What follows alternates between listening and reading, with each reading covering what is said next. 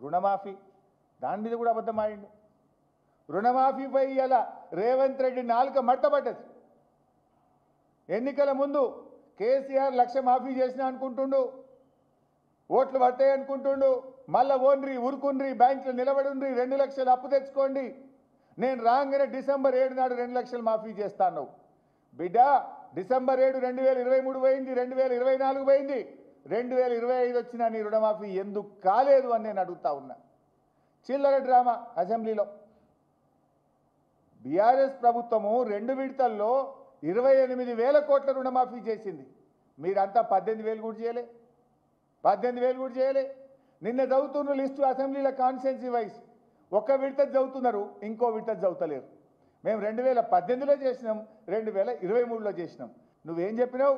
December 7 నాడు 2 లక్షల పైన మాఫీ చేస్తా, తర్వాత దేవుళ్ళ మీద ఒట్లు పెట్టి 15 ఆగస్టుకు మాఫీ చేస్తా, తర్వాత మహబూబ్ నగర్ సభలో నవంబర్ 30 నాడు మొత్తం మాఫీ చేస్తున్నా అన్నావు.